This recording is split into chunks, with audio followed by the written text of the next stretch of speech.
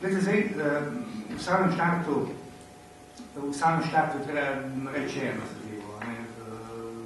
Recesija in recesija. To so tiste magične besede, ki jih ta koalicija kar naprej poudarja in hkrati dokazuje, da je to edini razlog težav v tej Sloveniji. Razlog težav v Sloveniji je pravzaprav ta, da se z recesijo in z gospodarstvom in financami nič ne ukvarjajo, ampak se ukvarjajo z aferami, če mene vprašate. Ko smo mi odhajali iz vlade in predali vlado Borutu Pahorju, smo na mizi, tako rekoč, v vladni palači pustili paket finančno-gospodarskih zakonov, ki bi odgovorili na izzive prihajajoče recesije v tistem času. Ta paket so vrgli v koš za smeti. Mi smo jim v štartu ponudili tako imenovano partnerstvo za razvoj. Kaj to pomeni?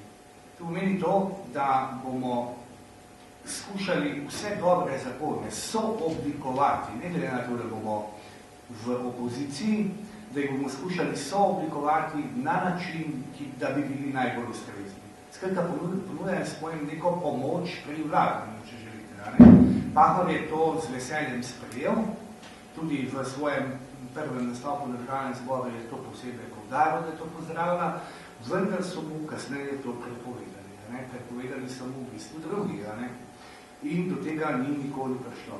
V času do danes smo vložili 2 maja lani in v začetku letošnjega leta še 2 paketa zakonov, ki bi skušala potegniti državo iz finančno-gospodarske zaposlitvene, če želite, krize in tako naprej.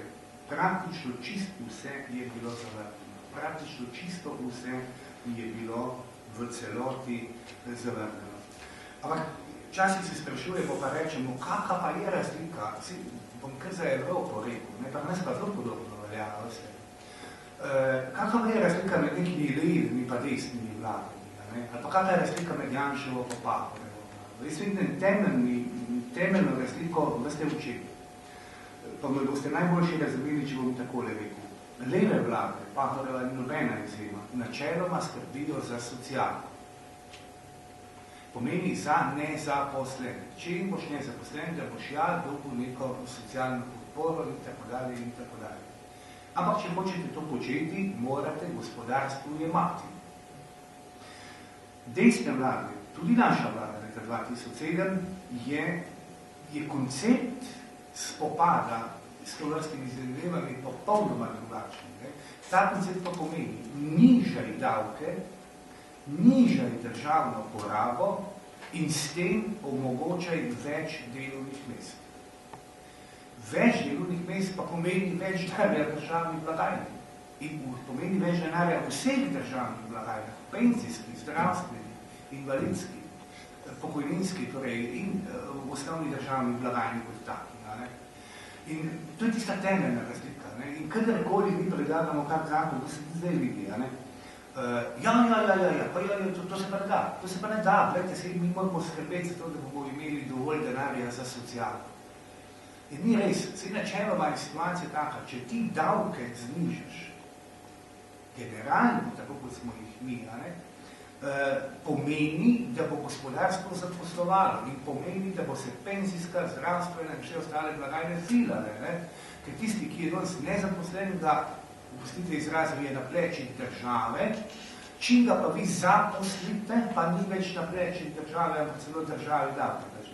Tista temeljna razlika, ampak tega imamo čutek, da bomo nikoli njim dopovedali. Nekaj osnovnih številk. Glejte, mi smo vlado sprejeli leta 4, ker je 100 000 nezaposlenih Slovencev. Vlado smo predali leta 8 pri 59 000 nezaposlenih Slovencev, naših ljudi. Glejte, torej je leta 4, napram leto 8, leta 8 napram leto 4, kar 40 000 ljudi več davke plačali. Saj ni bolj čudno, veste, da je bilo relativno dovolj denarja. Danes smo, kot veste, spet na številki 100 000 nezaposlenih. Spet smo na tej številki. In to v letu pa pol so preparali na številko 100 000. In danes veseljem govorijo, da bo konec leta pa 120 000. Mislim, to je prav težko razumeš. Mislim, da bi kaj naredili, zato da bo 80 stavžen, ne, javno govorijo, da je bo 120 stavžen. Potem še en podatek, ki je v tem predstavo. Vete, bruto družben proizvod, bom zelo človeško enostavno povedal, pomeni, koliko vsi naredimo v enem letu. Tak bom poenostavil, da bodo me razumeti. Leta 4 je ta država imela 27% bruto družbenega proizvoda pufov, dolgov. Leta 8, ko smo vlado pregali, je bilo še 23 stavžen. Pomeni, da se je dolg države zmanjšal. In vse blagajne, penzijska, zdravstvena, državna in vse občinske so imele plus. Nikdar po letu 1990 te blagajne na koncu leta niso imele plusa. Leta 8 so ga imele. Prvič, kar Slovenija obstaja. Prvič. In znižala se je ta zadeva. Poglejte, v letu 10, se pravi po letu in 2 mesecih vladanja te vlade, smo na 35% dolga. Leta 13, tako vsaj govorijo in planirajo javno, bo 53% dolga. To pomeni, da bi vsi Slovenci, vsi naši ljudje mogli 6 mesecev delati, pa nič uspevati. Tega ni možno plačati. Tega ta generacija, ki tukaj ne bo plačala. To bo plačal naši otroci. To morate vedeti. Ne?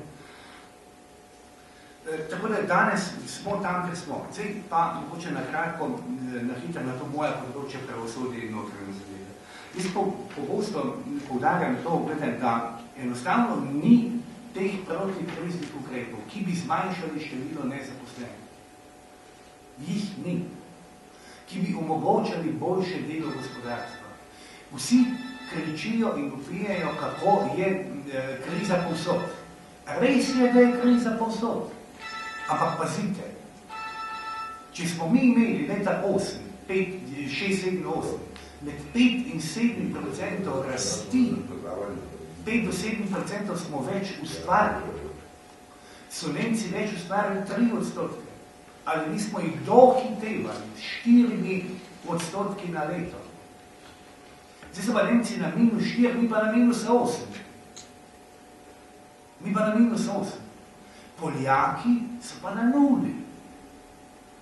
Pomeni, da so za 8% boljši od nas, če želite. Ker kaj počnejo tiste vlade, naša pa žal ne.